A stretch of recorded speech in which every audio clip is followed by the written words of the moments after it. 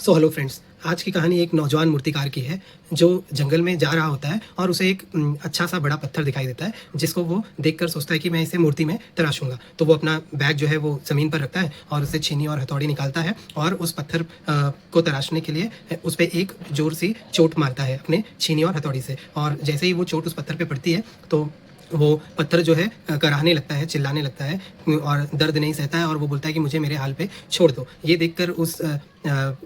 व्यक्ति को उस पत्थर के ऊपर तरस आ जाता है और वो उस पत्थर को छोड़ देता है और जंगल में आगे जाने लगता है और आगे उसे दूसरा एक पत्थर दिखाई देता है, जिस पत्थर पे वो सोचता है कि चलो अब मैं इस पत्थर से एक अच्छी-सी प्रभु की मूर्ति बनाऊँगा, प्रतिमा बनाऊँगा। सो वो अपना छीनी और हथौड़ी निकालता है और उस पत्थर पे एक ज़ोर से चोट देता है अपने छीनी और हथौड़ी से, तो वो पत्थर जो है उस दर्द को सह लेता है और उसके बाद वो दूसरी बार, तीसरी बार, चौथी बार और ऐसे करके धीरे-धीरे वो पत्थर को तराशता है और तराश कर एक सुंदर-सी भगवान की प्रतिमा को बना देता है। और वो देख के उसका मन बहुत प्रसन्न हो जाता है कि मैंने इतनी सुंदर प्रतिमा प्रभु की बनाई है। और फिर उस मूर्ति को वो उसी जंगल में छोड़कर अपने गाँव की तरफ लौट जाता है। और जब वो अपने गाँव में पहुँचता है, तो वो गाँव में देखता है कि गाँव वालों ने एक बहुत बड़ा सुंदर-सा मंदिर का निर्माण करवाया हुआ है, लेकिन उस मंदिर में कोई भी भगवान की प्रतिमा नहीं है। तो वो गाँव वालों को बोलता है कि आप चिंता मत करो, मैंने जो है जंगल में एक सुंदर-सी प्रतिमा बनाई है पत्थर की, तो आप जाके चाहिए तो वो प्रतिमा लेके आ सकते हैं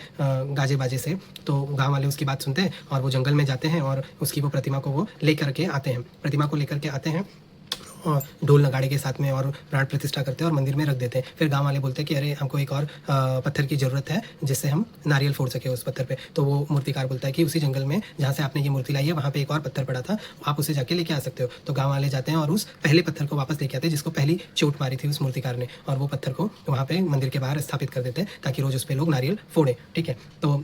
ये देखकर उस पत्थर को, जो पहला पत्थर था जिस पे पहली चोट पड़ी थी, वो पत्थर को बहुत दुःख होता है और वो बोलता है कि लोग हर रोज़ मेरे ऊपर नारियल फोड़ते हैं, मुझे बहुत दर्द होता है। तो एक रात उस बाहर के पत्थर ने उस भगवान की जो मूर्ति वाला पत्थर था, उसको वो पूछते हैं कि तुम कितने खुशनसीब हो कि लोग तुम्हें पूजते हैं, तुम्हें पूजा करते हैं, सजाते हैं, फूल अर्पण करते हैं, तुम्हारे सामने अपना सर झुकाते हैं, और एक मैं हूँ जिसके ऊपर रोज़ नारियल फोड़ते हैं और मुझे दर्द होता है। तो वो अंदर से जो भगवान की प्रतिमा वाली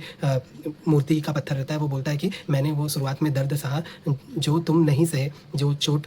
अगर तुम सह लिए होते उस मूर्तिकार की पहली छीनी और हथौड़ी का, तो शायद उस जगह पे जहाँ मैं हूँ वहाँ तुम होते और तुम्हारी जगह पे मैं होता। तो कहने का अर्थ ये है कि अगर हम लोग जीवन में संघर्ष करेंगे और